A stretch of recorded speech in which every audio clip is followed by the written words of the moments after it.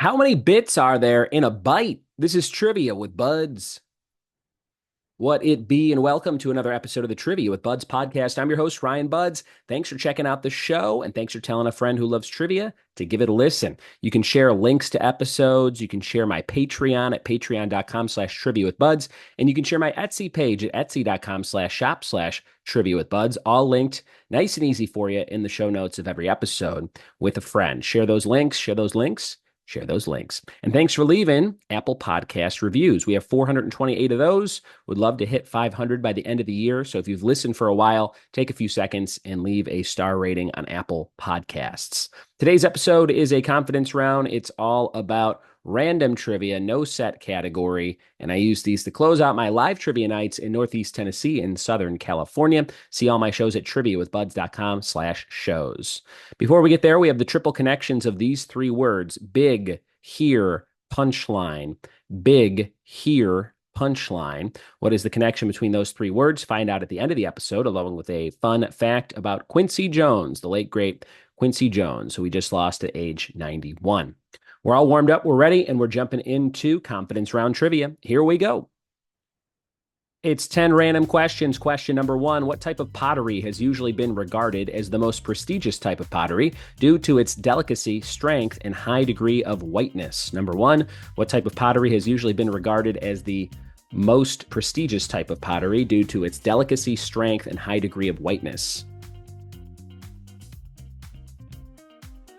Number two, what was the name of the van on Scooby-Doo? What was the name of the van on Scooby-Doo?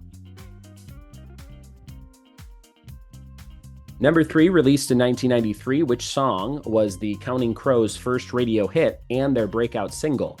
Number three, released in 93, which song was the Counting Crows' first radio hit and their breakout single?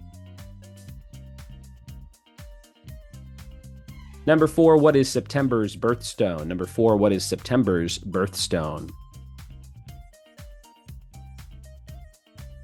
Number five, which part of an elephant's body has the most muscles? Which part of an elephant's body has the most muscles?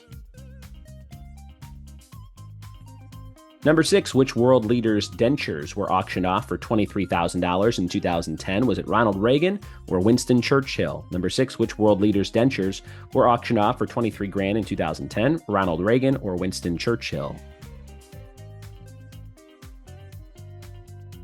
Number seven, what color is smalt? S-M-A-L-T. What color is smalt?